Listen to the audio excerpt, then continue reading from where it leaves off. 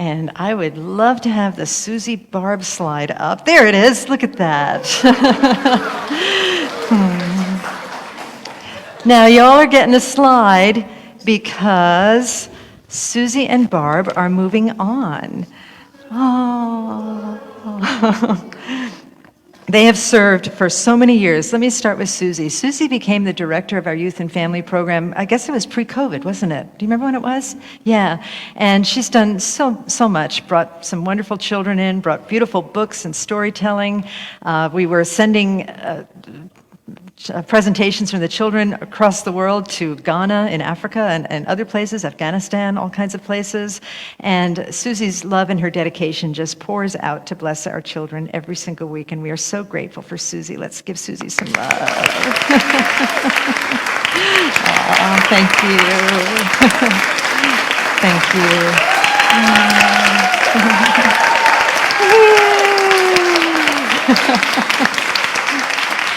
Thank you so much. And then we have Barbie.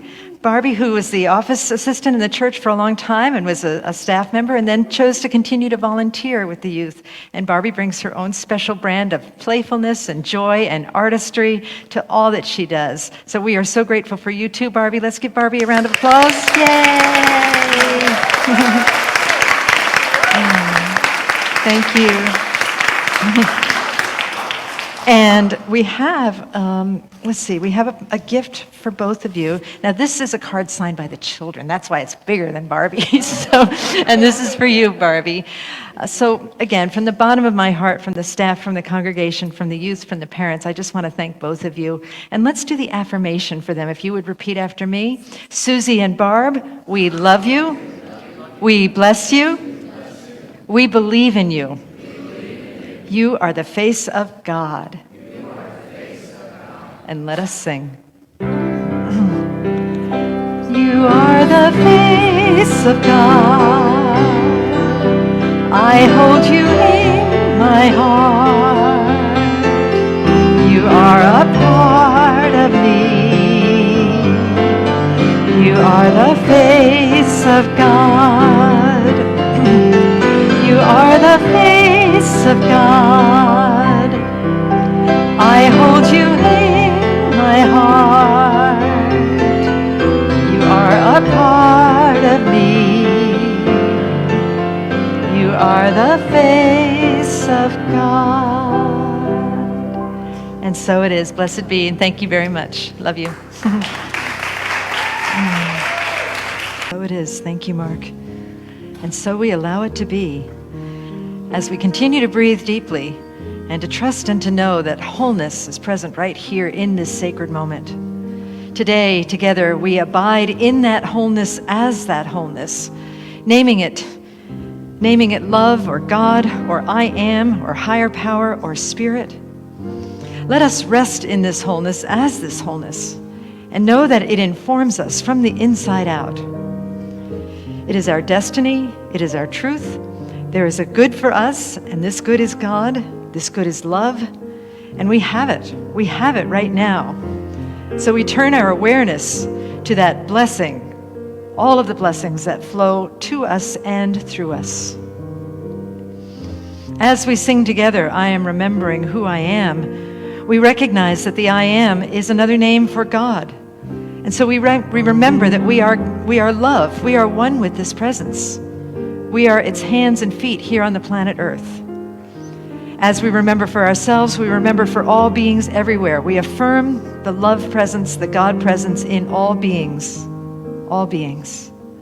So let us sing together in this consciousness, in this awareness of feeling, in this body embodied feeling flow of the I am presence. I am remembering who I am.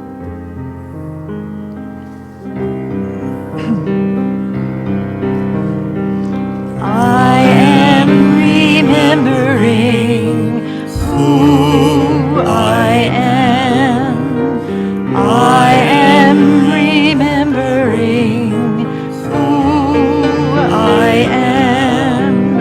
I am remembering. I am remembering.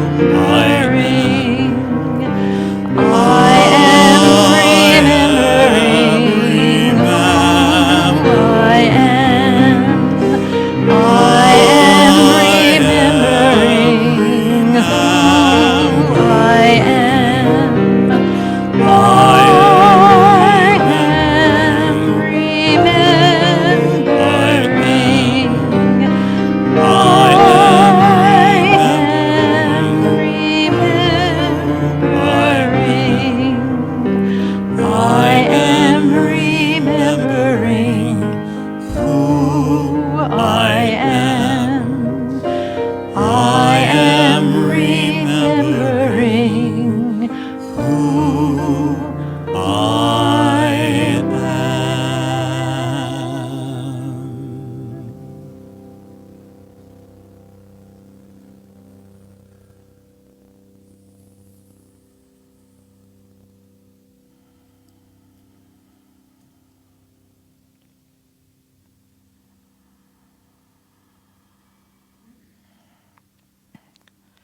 Remembering the I Am presence is allowing it to love and bless and prosper our lives and the lives of the planet. So with this consciousness in heart and mind and being, let us breathe in deeply.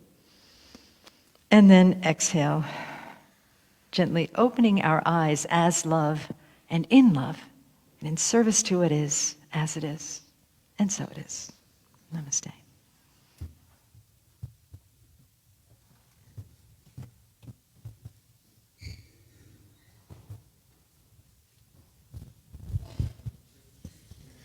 Hi everyone, my name is Jessica and today I will be doing something different. I'll be doing 2 instrumental songs as I'm also a harpist. My voice is not in the greatest condition right now, but I figured I'm gonna let go of the plan and do an instrumental version. We showcase this instrument, this beautiful instrument, because before everything I'm a harpist, over singing and all that. So the theme is the sacred art of letting go. So again, letting go of what I thought I was gonna do, and I'm going to do an instrumental. And that theme brought many things to mind, and one of them is also letting go of people. And yesterday I cycled 100 miles from Anaheim to San Diego in memory as a tribute of one of my cycling friends, Malia, who passed away at the end of August. She was only a few years older than me, but she had cancer and chemo made her weak and she lost her life. But, you know, there's also scripture that says she has finished the race. So we remembered her as we cycled those miles. So I'm going to play a song that just helps me to sit and feel. So I invite you to just feel along with me. And this is called Nataliana. It's by a harpist named Deborah Henson Conant.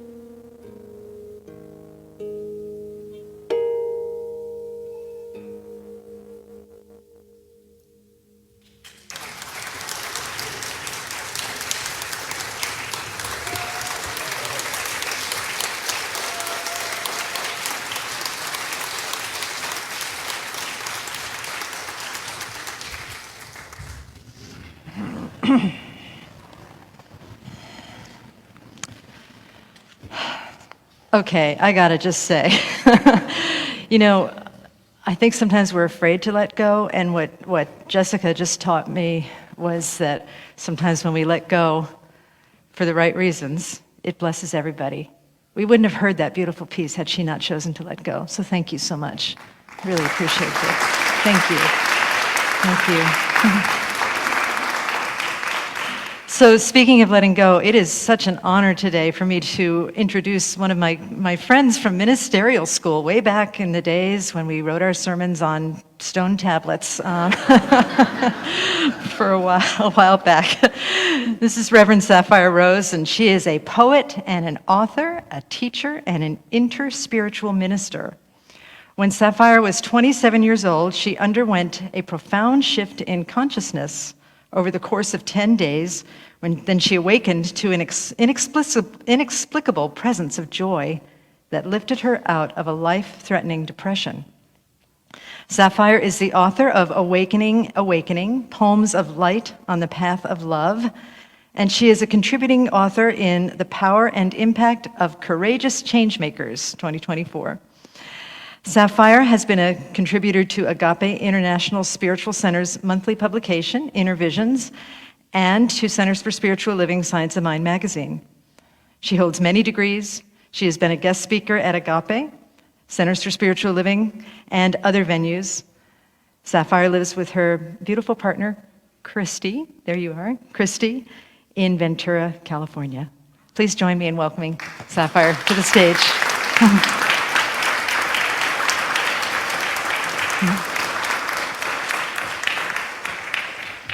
Hi, welcome. Hi, Welcome. So we're going to start by having Sapphire read a poem that she wrote that became viral years ago, and we've read it here before. My husband Hugh has read it, and I've always loved it. So let's start with having you read your poem, okay? All right. Morning, everybody.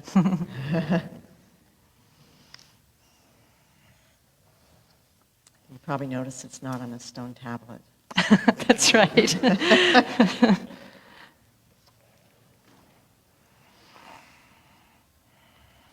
She let go.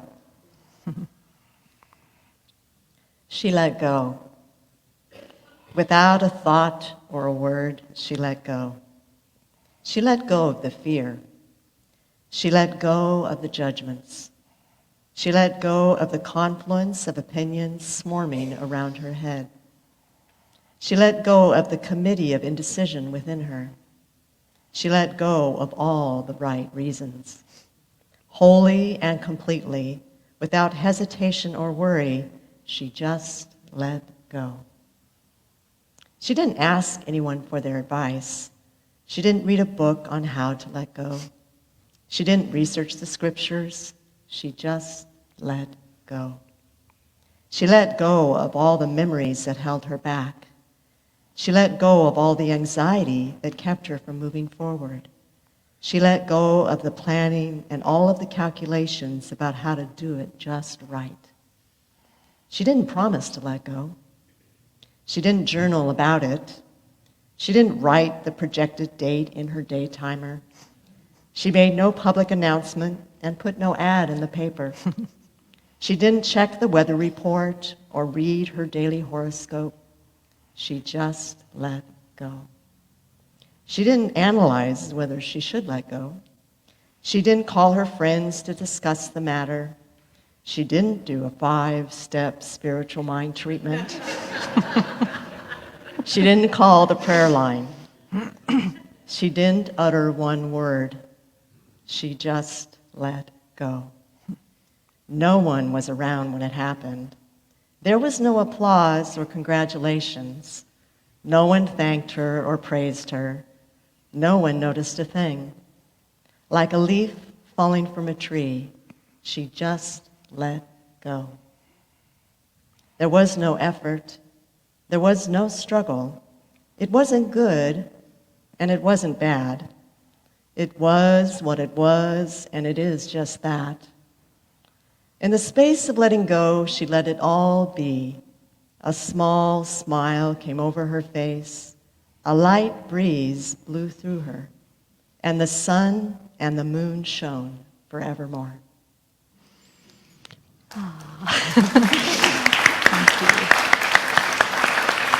Thank you.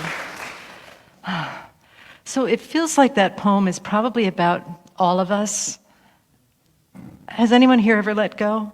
Has anyone here, has anyone here ever read 1,000 self-help books about how to let go? And yeah. But I'm curious, how is that poem about you? Can you tell us a little bit about the circumstances of your life that may have inspired that poem? Sure. So just to express a little bit more about when I was 27 years old, I was in a life-threatening depression. I had been in for about 3 years, and I was in therapy at the time. And what happened was, I was just kind of at my wit's end. I didn't really know what to do. I just knew that I wasn't experiencing joy. So I said to the universe, I just want to experience joy. And I wasn't really spiritual at the time. I really didn't know who I was speaking to. But it just came from my heart, just wanted to experience joy. And within a few days, pretty much my whole life changed. I regressed to about the age of a 4-year-old. And my therapist at the time knew alternative ways of healing, and I was part of a women's community at the time. So about 35 women came to be with me, and for 24/7, for about 10 days, kept bringing me back to the present moment, as I had sort of regressed into time because of some childhood trauma that had occurred. So nobody really knew what it was about, and I didn't really know what was going on. So the therapist had certain things that I couldn't do. I couldn't hurt myself. I had to agree to keep moving forward and be in the present moment. And so I did that for about 10 days, and in that process, I began to experience a joy that I had never known. So happy story to that one. And I continue to feel that joy today. It inspires my writing and my connection to life. And it's It's just who I am. Oh, thank you. Thank you. It's so interesting to me, and perhaps others have experienced this too, that you asked for joy and you got, bam, something perhaps not very joyful at first showed up, but through love and care and paying attention, you were able to eventually, the joy manifested. It felt very much like the idea of planting a seed and allowing it to bloom in its own time. Yes, and it was a mystical experience, Yes, right? yes. So I was healing the people around. We were healing as I was healing, and I was sort of in an altered state. So I had access to information about people around me, and they thought they were healing. I thought I was healing, and that's how it works, right? Oh yeah, that's right. It's that reciprocity that you guys that attend here a lot know that I'm obsessed with the Mobius strip, right? Where giving and receiving are the same thing, and in a healing situation, we don't know who is the healer and who is the healed, because they both are whatever it is. Exactly. The energy and the power of the universe that manifests as ways that are beyond our description. Yeah, and so in that, I feel that when this poem came to me, I usually hear like a first line when I'm writing, and it just, that's what I heard, and I just kept going with it. She let go. And it felt, she let go, and the energetic of the poem feels like it's from that period of that extreme letting go that I did. And I think that's why it resonates with so many people internationally, is just because we all have that universal desire and experience of wanting to let go, and in various ways letting go in our lives. Yes. And I think the energy of that is in the poem, and that's why it travels. And Right. it's its own voice. I always say it has its own life. Yes. It truly does. Yeah. Yeah. You know what comes to mind in that too? I'm going to just like tear up the questions I was going to ask. But the idea that it seems like true letting go is not transactional at all. Like, have you all ever let go and said, when I let go of this, then I'm going to get that, right? Or I'm going to pray this so I get that. And it seems like there was absolutely no transaction in your letting go and in the poem. She just let go. Just let go. No transaction, perhaps no expectation of outcome. Yes. Would you like to chat a little bit about outcome? Yeah. We've talked privately about this. Kind of what I'm working on. Oh, just so you all know, I'm still here, so there's more letting go to do. Just so you know.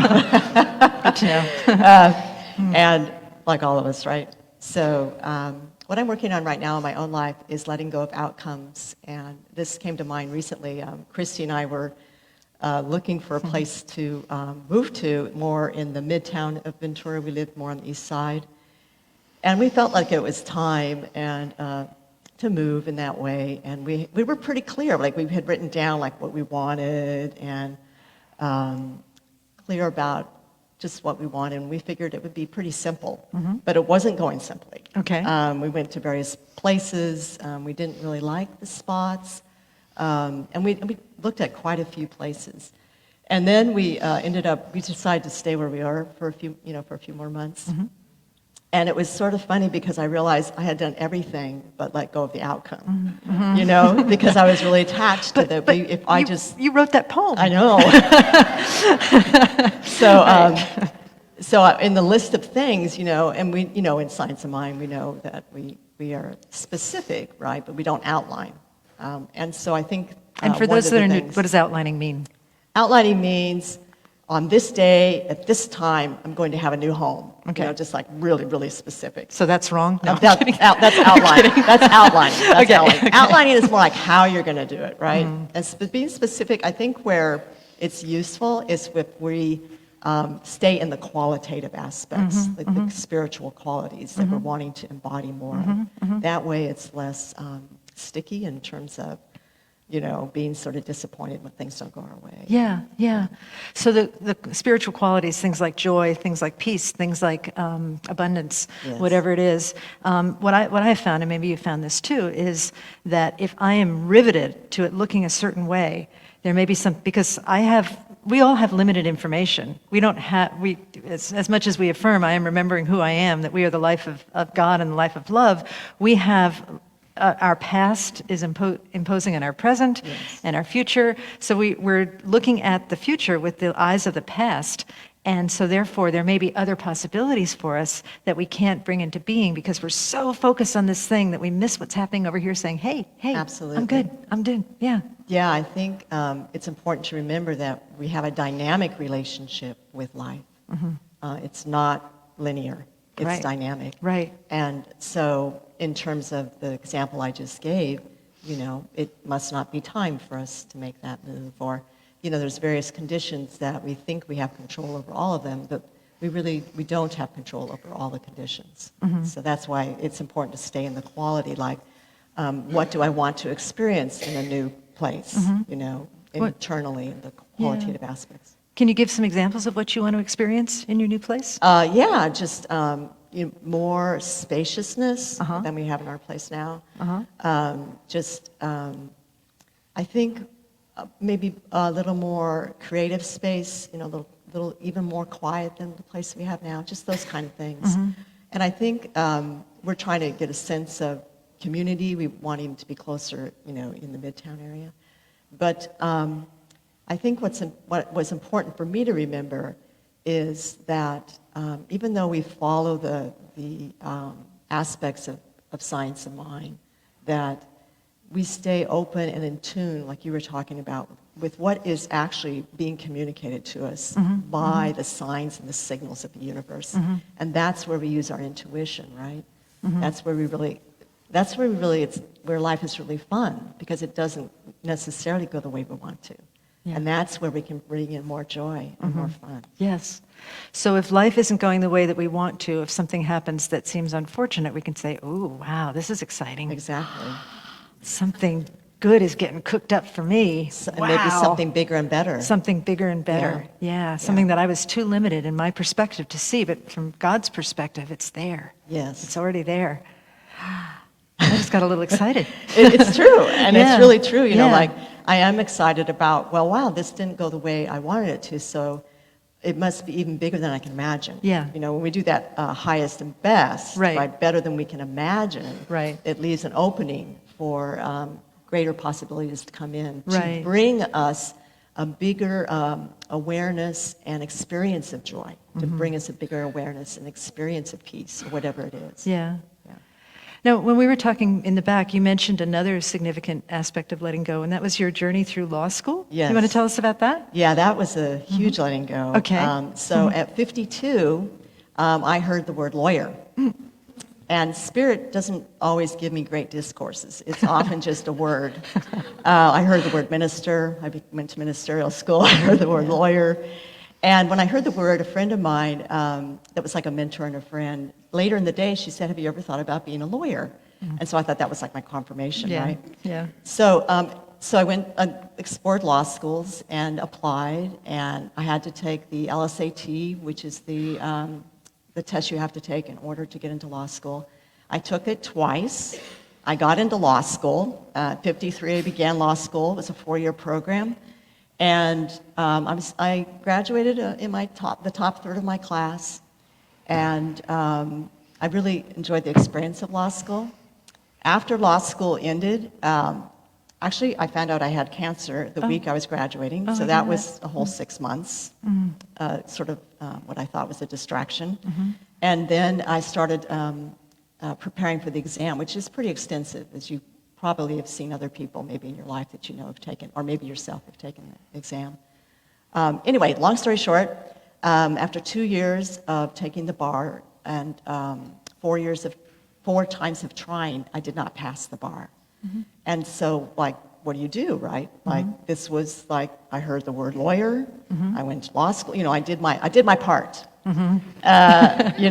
Yeah. And so what I realized at that time was that there was something bigger and greater for me to do, which has to do with my writing and my poetry and speaking and those things. And I also, what happened was, as I went to law school, and maybe you have experienced this in your own life, you may not get the thing you thought you were Yes. trying to achieve, Yes. but you become something that you wanted. Yes. So I became more trusting of myself and my capabilities in law school. I became more courageous. I became more bold. And those are the things that I need now to move forward in my life. Yes. So that's, again, we're talking about qualities that I grew while I was in law school. Yeah, yeah. And that was actually more important than passing the bar. Right, You know? right. And I also don't see it as not succeeding. I see it as succeeding internally Yes. to express at a higher level. Yeah. So, I also see that if God had said to you, God said lawyer. I'm like, thanks a Right. lot, God, right? God can be very cryptic sometimes. But God said lawyer. And if God had said, you know what, you're going to be a writer, you need more courage, you need this, you need that. If God had given you a to-do list, it seems like God gave you a chunk of information without telling you the end of the story, because Yes. there is no end to the story. Yes. And you were able to proceed on that chunk of information. And what a benevolent presence yes. that did that for you. Yes. That didn't get you all freaked out about being a writer and going, various paths. It seemed like Spirit knew exactly what you needed, and you answered the call, and you did it. And there was a blessing at the end that you may not have seen at the time, but here it is. Yes, Yeah. and I feel that in the interior of what you're saying is that letting go is a living experience. Yes. And it Yes. it changes, life changes, and that really is the beauty of life. Yeah. So letting go is a living or a lived experience, right? And that's why when she read the 12 self-help books or whatever it was in the poem, it's more than an intellectual experience. It's Yes. more than I should let go, Yes, right? We actually have to It's- live it. it's experience of the heart. Yes. Yes, Yeah. I like that. yeah. Yeah. And I think we spoke a little bit about, and you mentioned earlier, just the mystical aspect of life. Yes. Yeah. Yeah. Coming from the head to the heart, I think, is really what mysticism is about, and seeing the world, and from a feeling place, because spirit is invisible. Yes. We have to feel into our lives. So seeing with the mind or the eye of the heart. Yes, Yeah. the eye of the heart. Yeah. I'm curious, what, do you think letting go is really hard, or do you think we make it hard? Yeah, I think that's a really good question, because I think it's both things. Okay. I think there's levels of letting go. Like, I could let go of my book. It's a physical thing.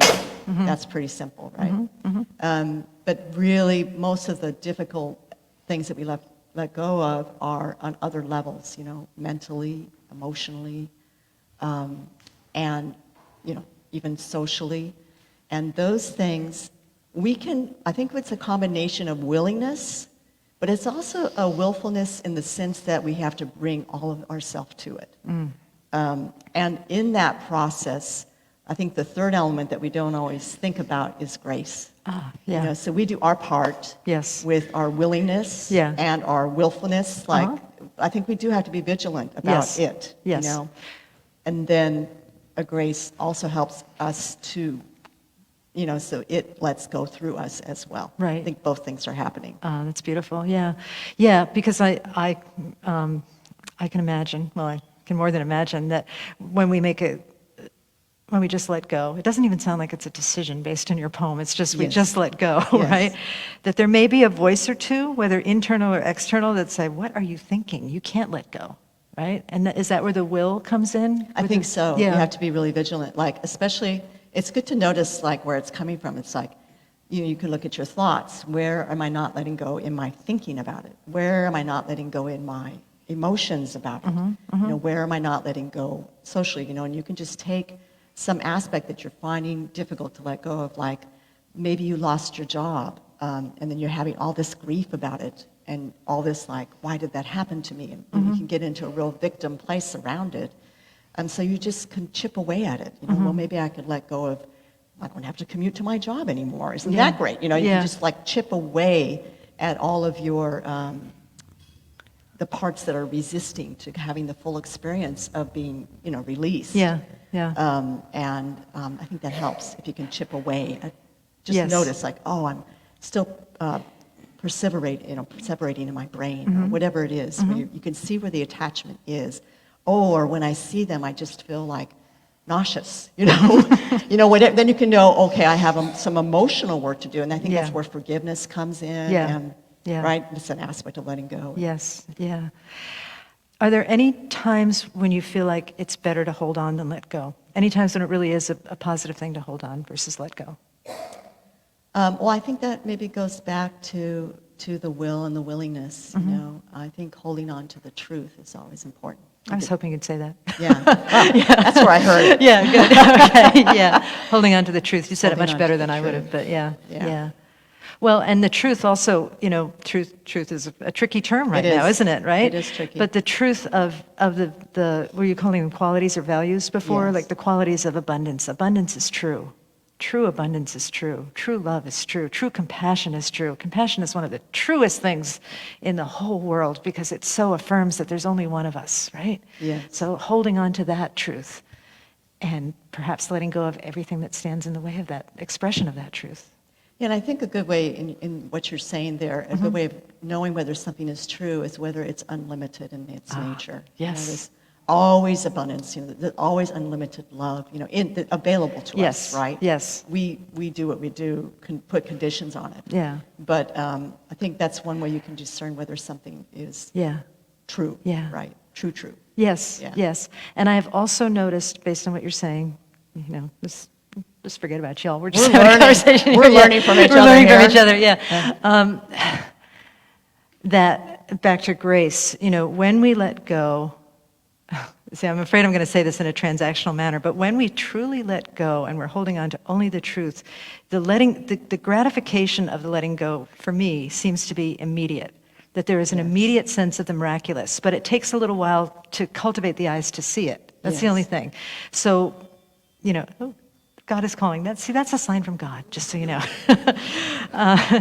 So letting, like you said about letting go, let's say you lose your job and you let go of, you let go of that job, but then you see this miracle, like, wow, I'm able to refrain from this commute that I didn't like. Yes. That's a tiny little miracle. Oh, I've got so many stories, but it's better to save it for another talk. But so letting go, but also at the same time cultivating the eyes to see the miraculous gifts of letting go, which are probably beyond the imagination of the ego or the separate self. Yes. That they just arrive and they start to bloom, you know? Yes, and I think it turns us inward, right? Everything Yeah. we experience in our lives, if we could say anything, we could say that it brings us closest to the Spirit, Yeah. right? Which I think is really our ultimate desire as Yes. conscious beings, Yes. to have a closer walk with Thee, right? Right. And so even if you feel, like if you lose a loved one, right, you have to experience the grief of that, but then there's also to carry the awareness that there's something greater, you know, there's Yeah. an opening occurring in some form that we don't always have all the answers. Yeah, you know, yeah. But to walk with the experience that you're having, a greater peace inside. Absolutely, absolutely. And the awareness, you know, in terms of loss, that the reason we experience loss is because of love, that love and loss are just intertwined, as is everything in its seeming opposite. Everything is intertwined, and I think that letting go allows us to see that connection. Yes. Yeah. Yeah, I was reading something recently. Since it's coming to my mind, I'm just going to Yeah, go say ahead. it. Yeah, go ahead. They were talking about, you know, losing a loved one. They go to the other side, or, you know, whatever way you look at it. But it's not just their singular decision to go, and it's not, there's like a whole community that's taken into consideration by the universe or spirit, whatever you want to call it. So that there's no like single act where it doesn't involve other people, the growth of other people. Right. And it's not like you're alone in this process. Right. It's in some kind of mystical way, it's for the highest and good of Yeah. people you're also connected to. And I Yeah. just think that's a beautiful thing to walk with. I do too. Thank you. You were awesome. We don't have enough time. We're about to end. You're going to have to come back, just so you know. I'll read another poem. Yeah, there you go. Yeah. But is there any parting gift you would like to give our congregation in terms of what they might be able Yeah. to glean from your message I here? think, you know, I hope from my book and just my poetry that you remember that spirit is always closer than your breath, and to not give up and stay focused, because life really is good in a way beyond what we can articulate, and it's worth sticking around and persevering. Oh, thank you so much, Sapphire. Sapphire's doing a book signing after the service with her book of poetry, and we invite you all to come. And let's give her some love before we pray. Okay? And thank you so much. Thank you. Yay. Oh, I love you. Yeah. That's wonderful. That was fun. I'm so glad. Thank you. All right.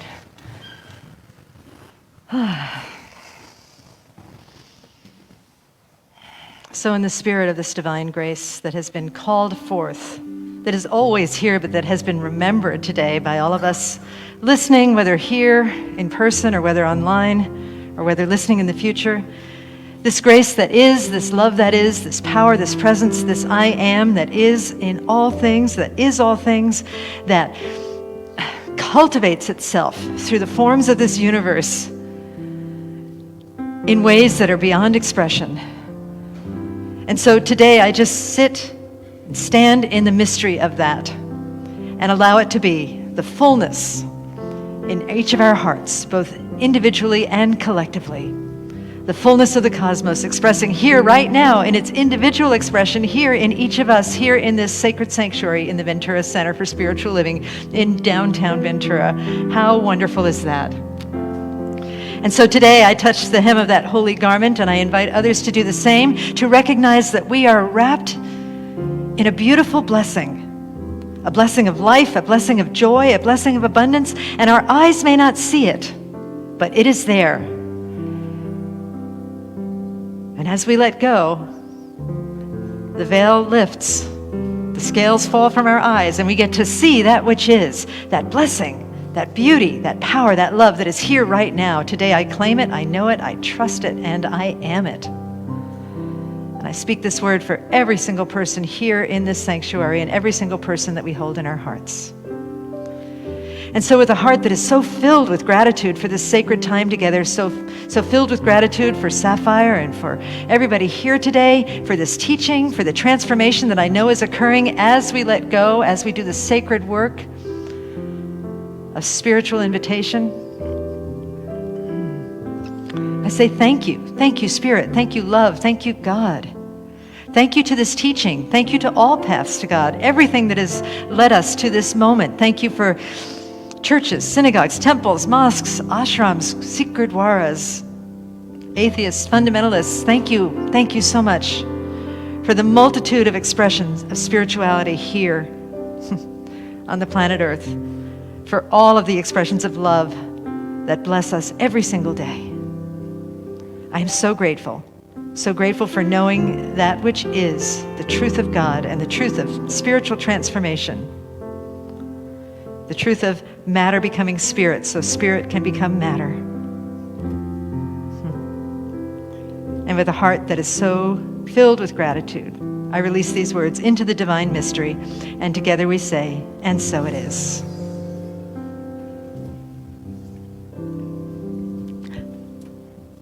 It's Bernie G. Hi. Hello. Hi.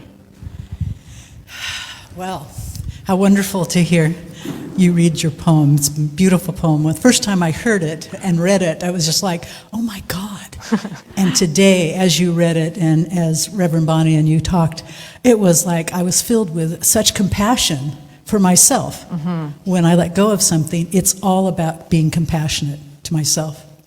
And we've had a couple of losses recently, and it's just like, you know, the loss of an idea, the loss of life, whatever it is, but it calls us, the invitation, to be in that gift of the mystery and that gift of compassion for ourselves. So thank you, and thank you for the brilliance. My pleasure. Thank you, Bernie.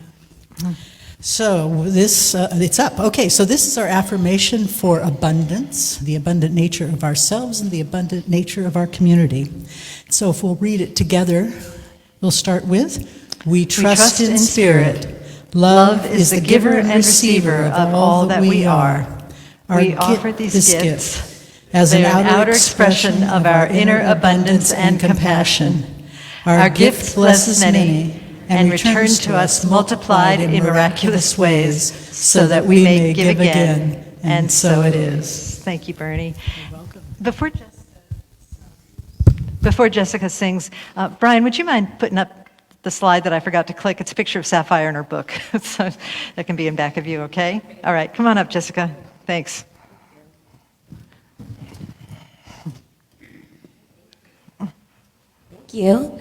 And thank you for that wonderful, inspiring message, inspiring talk.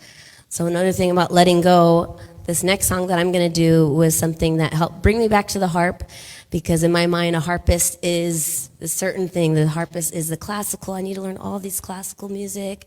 I need to do all my Bachs. I need to have that image of what I thought a harpist is. And then when I graduated high school, my sister's like, if you're going to study music, go to the best music school. I'm like, well, I want to do more rhythmic things. I want to do other stuff. So I went to Berklee College of Music, and that kind of just opened my eyes to all the possibilities that I can do with this instrument. And the song that I learned that brought me back to this instrument is called Baroque Flamenco. So it's just that, when you let go, you can find new things. So it's a mixture of some classical and a mixture of flamenco, and it's by the same person who wrote the first piece, Deborah Henson Conant.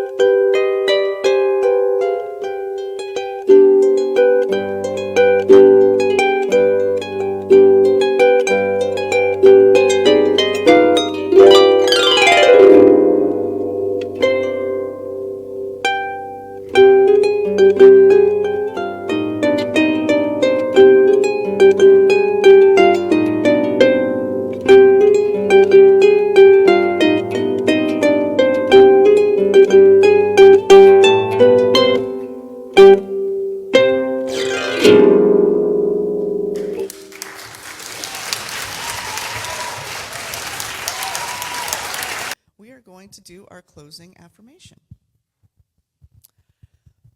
Taking a deep breath in, everybody. Today we choose to be love, to share love, to serve love. Thank you for our lives. And so it is, and so it is. Thank you, everyone, for being here.